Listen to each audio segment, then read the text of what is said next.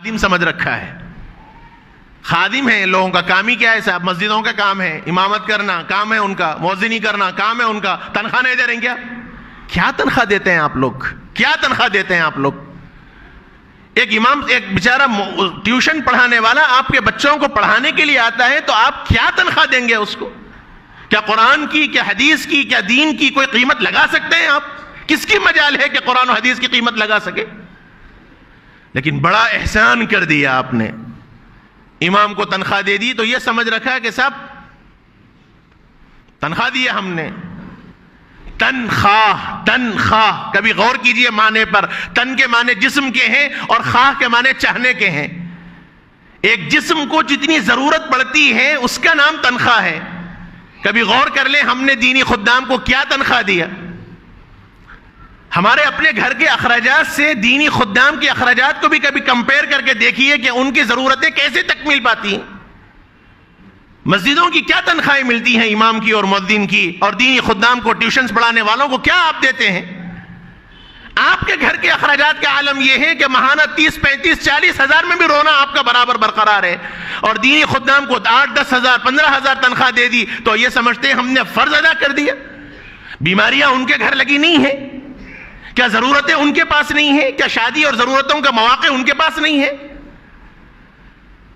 میرے بھائیوں, یہ وقت کی نزاکت ہے. یہ دینی خدام کو اپنا مقتدا بنائیے, احترام کیجیے ان کا.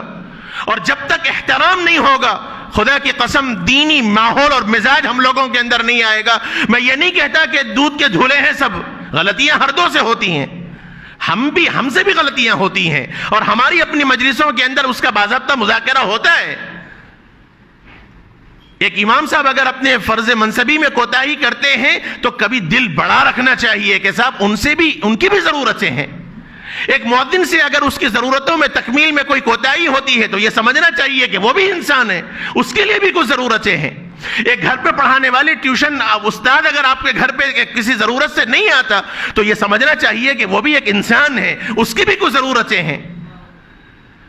لیکن دینی خدام کو ہم نے اپنا نوکر سمجھ رکھا ہے,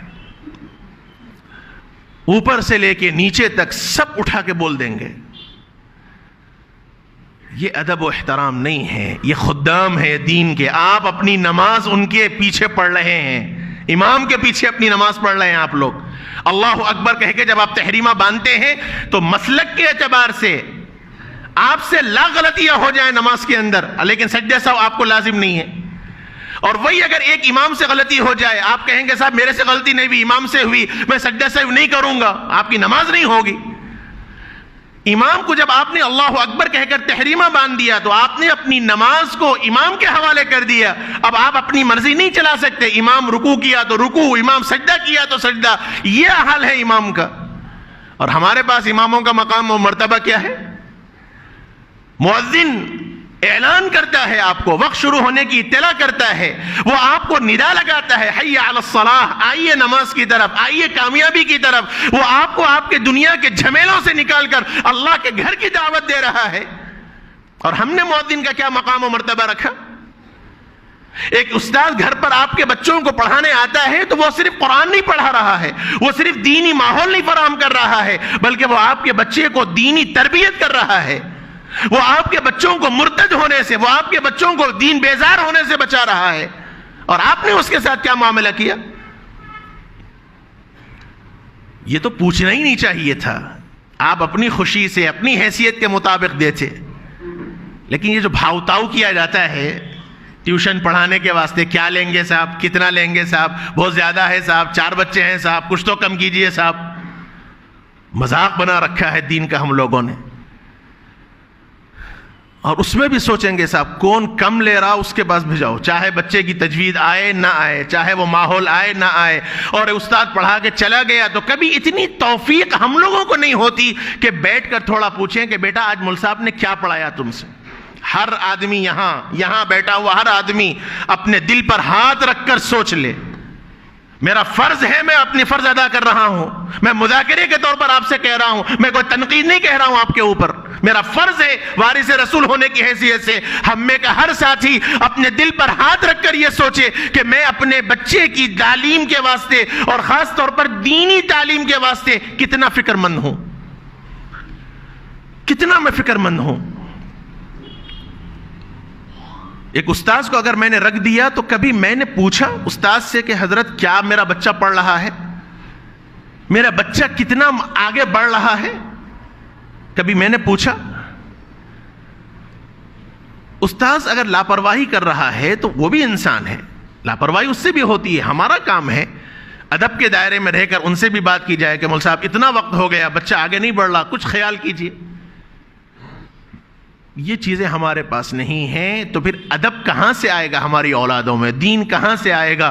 آج بچے بلوغت کی عمروں کو پہنچ رہے ہیں، بلوغت کی عمر کو پہنچ رہے ہیں، بالغ تک ہو جا رہے ہیں بچے، لیکن ان کو غسل کے فرائض نہیں معلوم ہے. یہ سچی باتیں میں کہہ رہا ہوں آپ سے، کوئی فرسودہ باتیں نہیں کہہ رہا ہوں. غسل فرائض، غسل کن چیزوں سے واجب ہوتا ہے، غسل کس کو کہتے ہیں، غسل فرض کیسے لیا جاتا ہے، یہ نہیں معلوم. ان کو بس یہی معلوم ہے گھر میں بابا نے شاور لگا دیا، شاور کھول دیا، ٹھہر گئے، نہا لیے، ختم. لیکن غسل میں نیت بھی ضروری ہے. کیسے غسل ہونا چاہیے، غسل کے آداب کیا ہیں؟ نہ باپ کو اتنی فکر ہے کہ وہ اپنی اولاد کو سمجھا سکے، نہ استاذ کو باپ نے بتلایا کہ میرا بچہ قریب البلوغ ہے، ذرا آپ اس کی فکر کریں. یہ ضرورت ہے میرے بھائیوں، خاص طور پر اولاد اور اولاد میں بھی لڑکیوں کی بہت تربیت کی ضرورت ہے. اپنے گھر میں دینی ماحول کو پیدا کرنے کی ضرورت